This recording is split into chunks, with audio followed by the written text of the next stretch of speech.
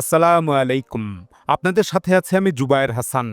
Iran ও যুক্তরাষ্ট্রের মধ্যে Geneva আলোচনা যতই এগিয়ে চলছে, ততই দুই দেশের মধ্যে যুদ্ধ না শান্তি চুক্তি, এই গুঞ্জন বেড়েই চলেছে। মার্কিন প্রেসিডেন্ট ডোনাল্ড ট্রাম্প ইরানকে সর্বশেষ ১০ দিনের আল্টিমেটাম দিয়েছেন। ওদিকে ইরানও বলছে তারা আক্রান্ত হলে সর্বোচ্চ পর্যায়ের প্রতিক্রিয়া দেখাবে। ইরান সরাসরি বলছে তারা হরমুজ প্রণালী বন্ধ করে দেবে এবং ওই অঞ্চলের বিভিন্ন দেশে অবস্থিত মার্কিন সামরিক স্থাপনাগুলোতে হামলা চালাবে। সামরিক পর্যবেক্ষকরা দাবি করছেন ইরান গত বছরের জুনে মার্কিন ও ইসরায়েলি হামলায় আক্রান্ত হবার পর ওই ১২ দিনের যুদ্ধ থেকে অনেক কিছুই শিখেছে। অর্থাৎ ইরান আসন্ন মার্কিন হামলা মোকাবেলার জন্য নতুনভাবে তৈরি হয়েছে। ইরান তার আক্রমণকারী ক্ষেপণাস্ত্রগুলো পশ্চিম অঞ্চলের একেবারে ইরাক সীমান্তে সরে নিয়ে এসেছে, যাতে দূরত্ব কমিয়ে ইসরায়েলের উপর মিসাইল হামলা চালানো সহজ হয়। এদিকে গত ২২ ফেব্রুয়ারি গণমাধ্যম ফিনান্সিয়াল টাইমস তাদের প্রকাশিত এক প্রতিবেদনে দাবি করেছে যে ইরান তার আকাশ প্রতিরক্ষা ব্যবস্থা পুনর্গঠনের জন্য রাশিয়ার সঙ্গে প্রায় ৫৮৯ মিলিয়ন মার্কিন ডলার মূল্যের একটি গোপন ক্ষেপণাস্ত্র চুক্তি স্বাক্ষর করেছে। পত্রিকাটির মতে ২০২৫ সালের ডিসেম্বর মাসে মস্কোতে ইরান ও রাশিয়ার মধ্যে এই চুক্তি স্বাক্ষরিত হয়।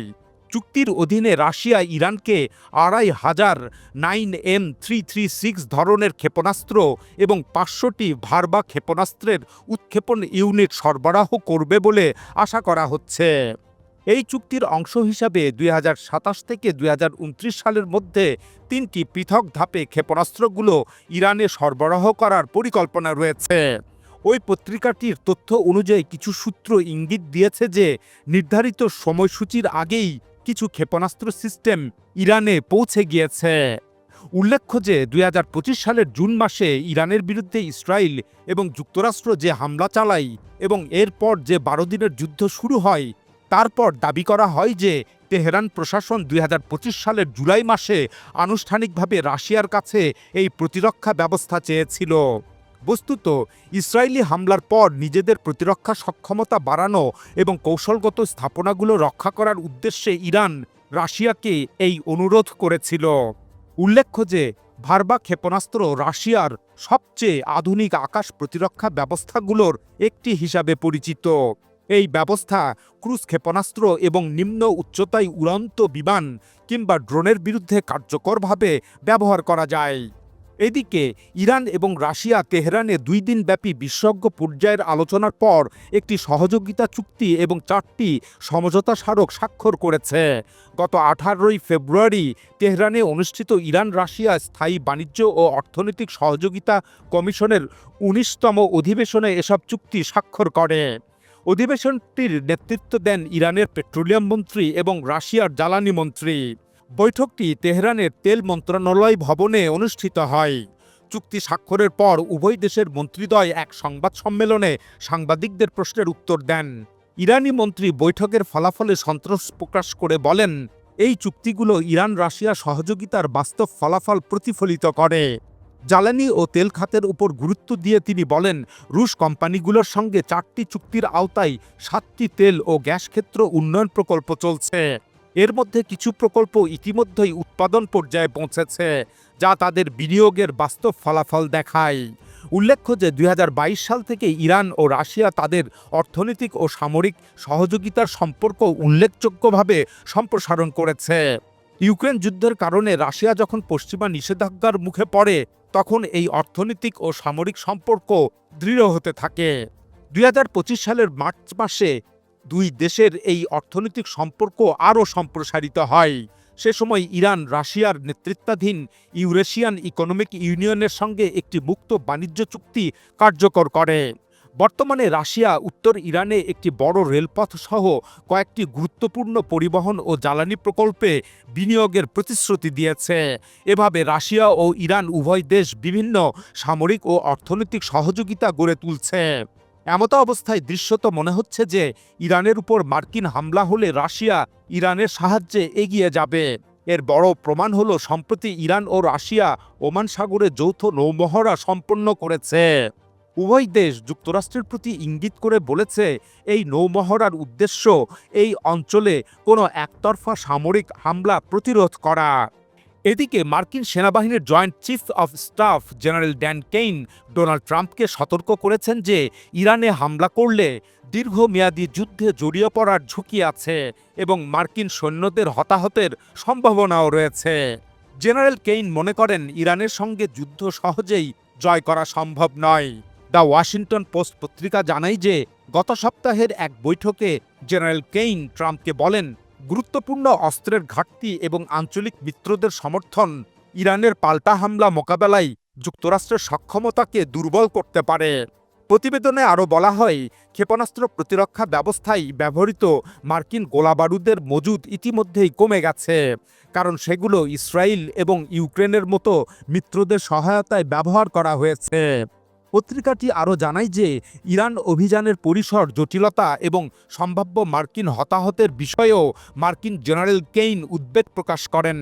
এ বিষয়ে জেনারেল কেইনের অফিস জানায়, তার দায়িত্ব হল বেসামরিক নেতৃত্বকে বিভিন্ন সামরিক বিকল্প, সম্ভাব্য প্রভাব এবং ঝুঁকি সম্পর্কে অবহিত করা। অনলাইন সংবাদ মাধ্যম অ্যাক্সিওস তাদের এক প্রকাশিত প্রতিবেদনে জানায় যে কয়েক সপ্তাহ ধরে ইরান ইস্যুতে প্রেসিডেন্ট ট্রাম্পকে ব্রিফ করা একমাত্র সামরিক কর্মকর্তা হচ্ছেন জেনারেল কেইন।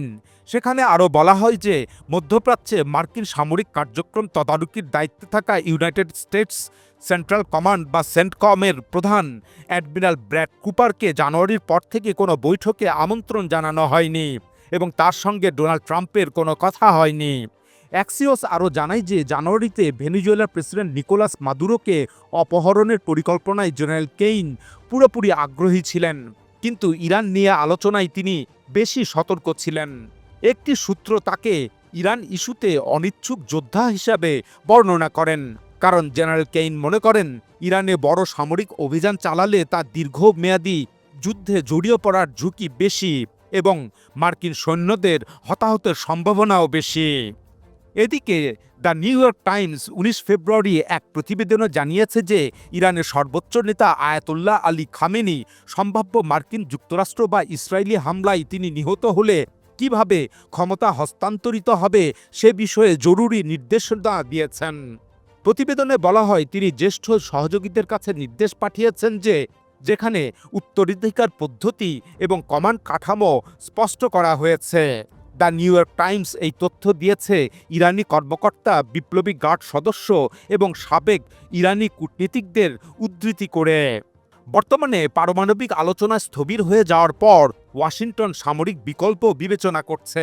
এই প্রেক্ষাপটে ইরানের সর্বোচ্চ নেতা খামেনি এসব প্রস্তুতি নিয়েছেন। প্রতিবেদনে বলা হয়, খামেনির নির্দেশনায় জরুরি পরিস্থিতিতে ক্ষমতা বন্টন এবং কমান্ডের ধাপগুলো নির্ধারণ করা হয়েছে। গুরুত্বপূর্ণ সামরিক ও রাজনৈতিক পদগুলোর জন্য একাধিক স্তরের উত্তরসূরি নির্ধারণ করা হয়েছে।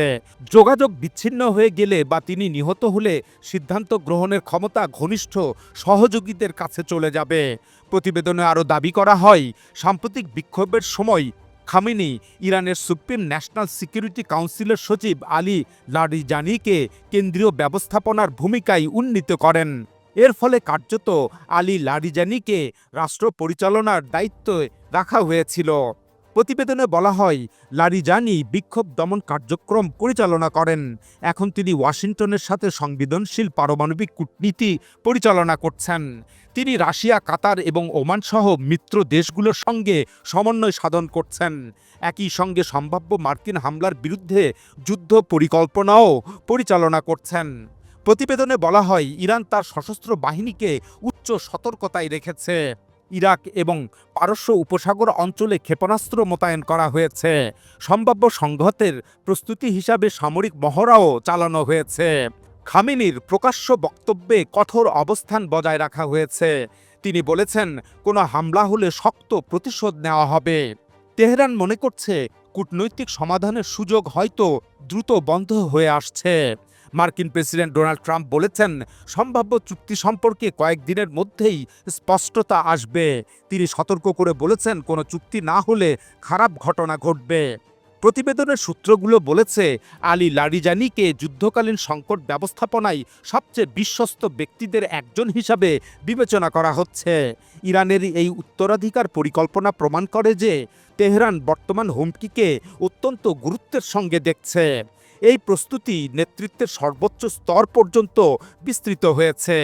যেহেতু ওয়াশিংটন সীমিত হামলা থেকে শুরু করে বৃহত্তর সামরিক অভিযানের বিভিন্ন বিকল্প পর্যালোচনা করছে, তাই এই অবস্থায় ইরানের নেতৃত্ব এমন নজিরবিহীন পদক্ষেপ নিচ্ছে যাতে তাদের সর্বোচ্চ নেতা লক্ষ্যবস্তুতে পরিণত হলেও কমান্ডের ধারাবাহিকতা বজায় থাকে। এখন এ পর্যন্তই। আল্লাহ হাফেজ।